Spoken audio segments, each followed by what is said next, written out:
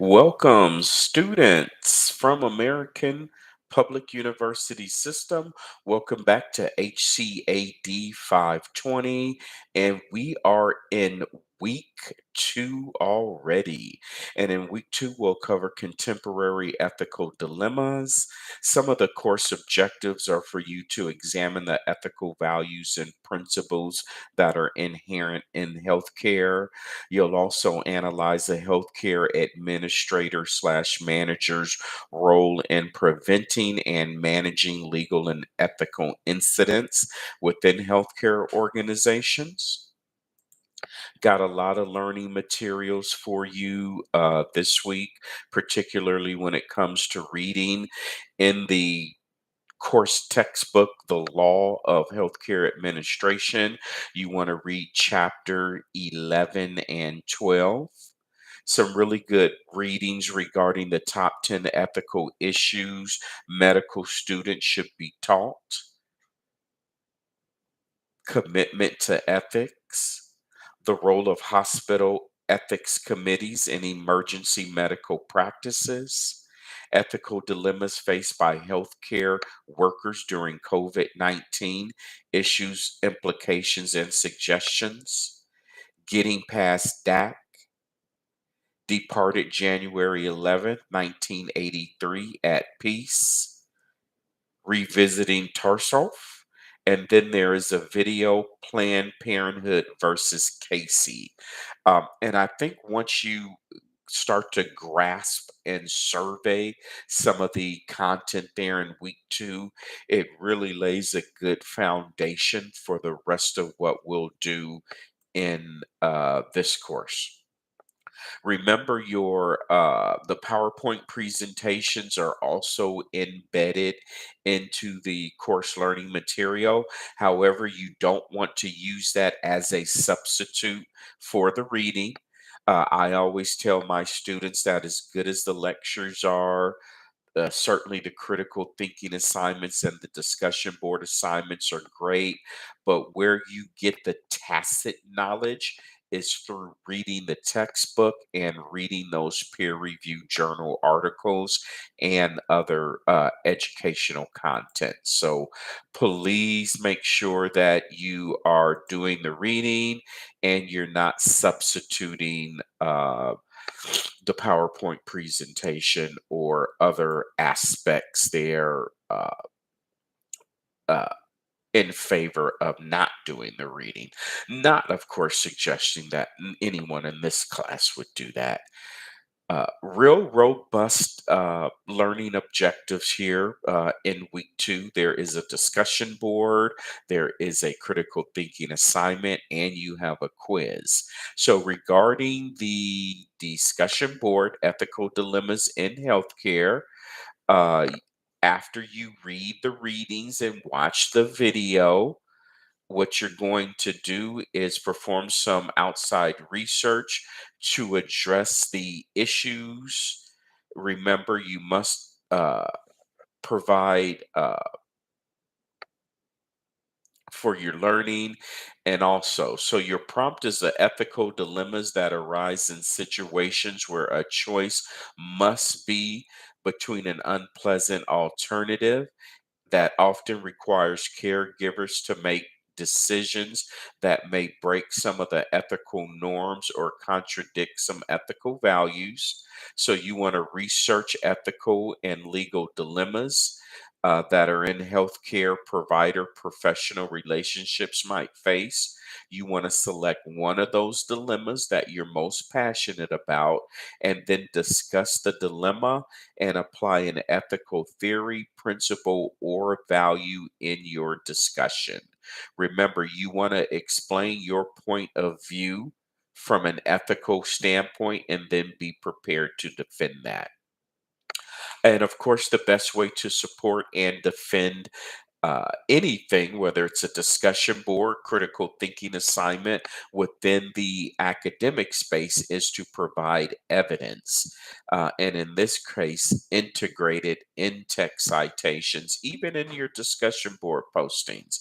You want to make sure that your sources are coming from scholarly sources, meaning academic textbooks, articles from peer-reviewed journals, information from .gov websites, information from .edu websites. Those are going to be your four best source for support and information, whether it's on a discussion board assignment or in a critical thinking assignment. Okay, pretty big critical thinking assignment in week 2.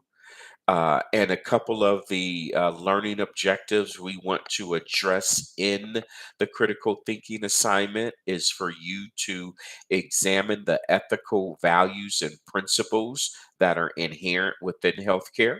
And I think you're getting a pretty good sense of that right now. And then number 2, appraise legal requirements for healthcare organizations. And certainly, there are many, many ethical requirements for healthcare organizations, as we are quickly coming to find out. So, your assignment prompt is as an ethics committee serves a hospital resource for patients, families, and staff, offering objective counseling when dealing with difficult healthcare issues and decisions.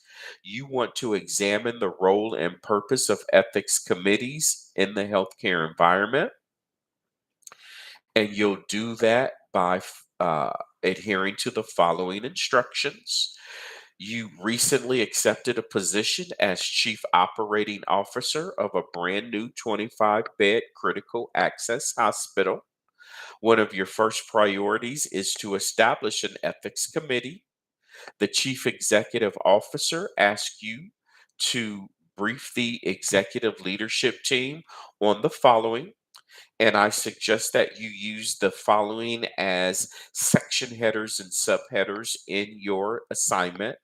Number 1, you want to explain the purpose of an ethics committee. You want to suggest how the hospital ethics committee should be structured. You want to describe the function of an ethics committee. You want to discuss a consultative and educational role of the ethics committee. You want to highlight the ever expanding role of ethics committee, including internal operational issues, external influences that affect internal operations. Remember your audience in mind as you construct your presentation. In this case, your audience is the executive leadership team of a hospital. So your presentation should be professional, free of any spelling, grammatical, or mechanical errors that you should be articulating in your narration. And in this assignment, you want to present your research findings in a slideshow with a minimum of 8 slides. That does not include your title or your reference slide. You are required to provide a narration of each slide. Your presentation should be approximately 15 to 20 minutes. We are using APA version 7. So please make sure that you have the proper formatting. What I'm really looking for there is robust speaker notes, and I'm looking for your speaker notes to have in-text citations within them. Also, if you're using any images from the World Wide Web, please make sure that you're giving proper image credit. The best way to do that is just really have a URL at the bottom of your image. Even if you're using images that have already been vetted for public use, you still want to give credit to where you got that image from. Also, on the face of your slides, if you are using any content from your references on the face of your slide, you also need to have credit on the face of your slide as well. Ideally, what I usually recommend to students when it comes to presenting your research findings in a PowerPoint presentation is don't perform your research in the PowerPoint presentation, meaning approach this assignment as if indeed it is a research assignment. You'll start and put everything in Microsoft Word. You'll make sure everything is formatted correctly to APA. You'll make sure that all of your in-text citations are correct, your reference page, and all the other conventions with APA. Once you have that perfected, you will then copy and paste your presentation into a PowerPoint. And ideally, most of your content may be in the speaker notes. However, if you do have content on the face of the slide and there are paraphrases there, please make sure that your paraphrases are properly cited. But again, most of your content will likely be in the speaker notes, properly formatted and cited speaker notes. And all content on the face of the slide, whether it be an image or a paraphrase, must also have in-text citations. I think that's about it on the critical thinking assignment piece. And then the only other piece there that's left is that quiz. It is an automated quiz, so I have no role in administering the quiz or grading the quiz. So it is self grading, if you will. And just let me see if I have any additional information on your quiz. It looks like it will be multiple choice. It's a combination, excuse me, of multiple choice and true or false, and it comes directly from the reading. I can tell you that now.